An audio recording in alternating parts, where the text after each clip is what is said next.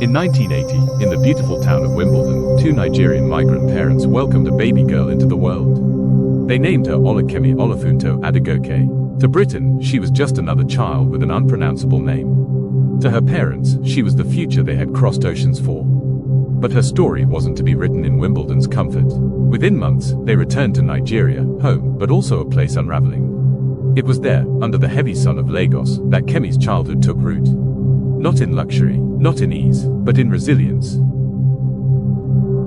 She grew up surrounded by intelligence and ambition, her father a doctor, her mother a university professor. They taught her discipline, faith, and pride. But beyond their four walls, Nigeria was decaying. Power outages were a way of life. The family had house help and relative comfort. By Nigerian standards, they lived well. But Nigeria in the 1980s to 90s was crumbling economically and politically, and their status couldn't protect them from power cuts, petrol shortages, or unsafe conditions. Kemi has described the condition as miserable. She had to study by candlelight due to unreliable electricity and even walk long distances to get clean water. Dealing with violence and instability in the streets. Corruption being a constant obstacle, even in healthcare and education she had to watch her mother struggle to maintain integrity in a collapsing academic system. In her words, it was a society where nothing worked, and opportunity was blocked unless you were corrupt or connected. Her family moved back to the UK when Kemi was 16, during one of Nigeria's particularly volatile political periods. Her father had to leave for medical work in the UK, and Kemi followed soon after, flying back to Britain on her own with a British passport and just £100 in her pocket. She's called this return one of the most pivotal, scariest, and luckiest moments of my life.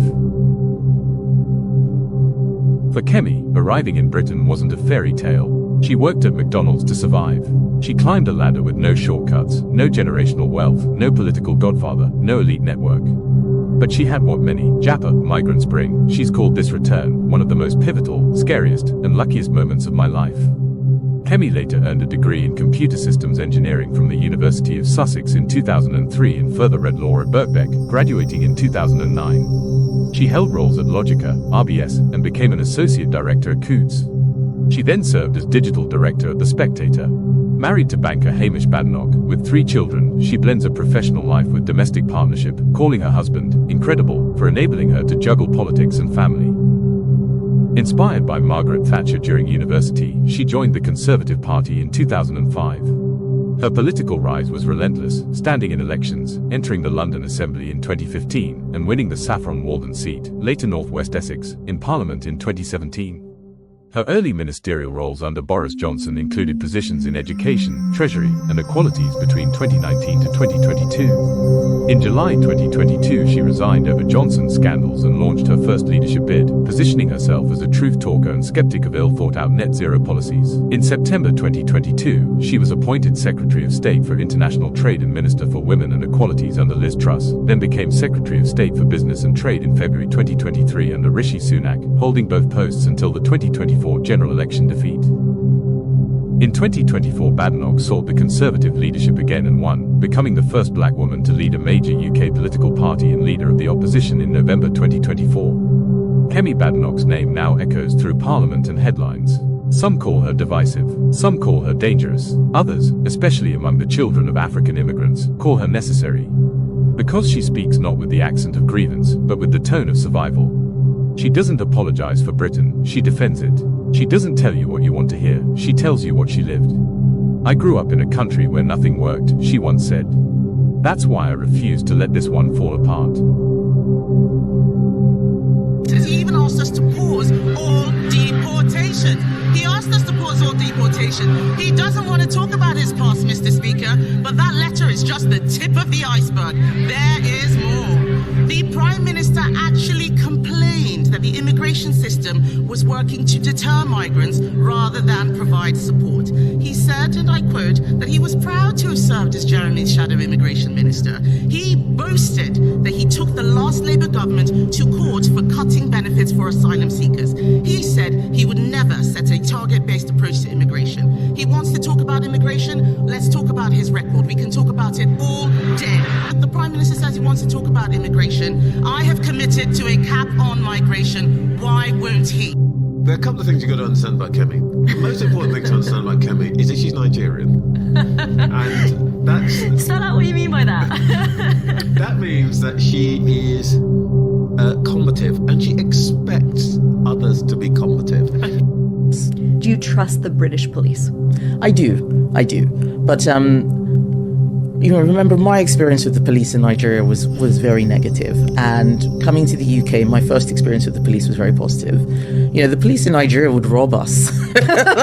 So when people say, I had this bad experience with the police because I'm black and they're white, I was like, well, I remember the police stole my brother's shoes and his watch. His shoes? Yeah, they took his shoes and his watch. It's a very poor country. So, people do all sorts of things, and giving people a gun is just a license to intimidate. But that's not the bar we should use for British police. Obviously, it should be much higher. But my experience was so positive. When I was burgled, for example, the police were there, very helpful. They eventually caught the person. This is 2004, so 20 years ago. The police did catch criminals, and now we've given them too much to do, in my view. So the police are the first line of defense for Nigeria, and wants to create a little mini Nigeria in Britain. No, that is not right. And Nigerians would not tolerate that.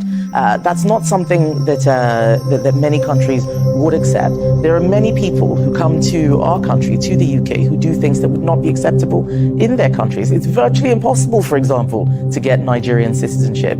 I had that citizenship by virtue of my parents. I can't give it to my children because I'm a woman. Yet loads of Nigerians come to the UK, stay for a relatively brief period of time, acquire British citizenship. We need to stop being naive.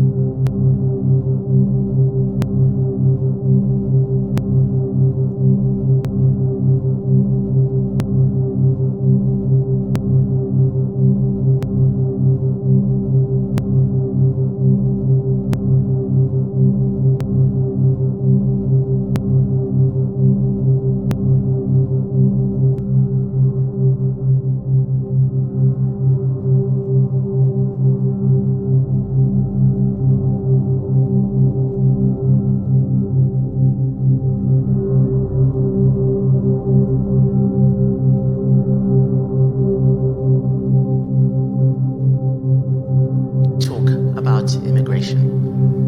The truth is that for nearly 30 years, mass migration has been far, far too high under all governments, by all parties, and not just here, too high all across the Western world.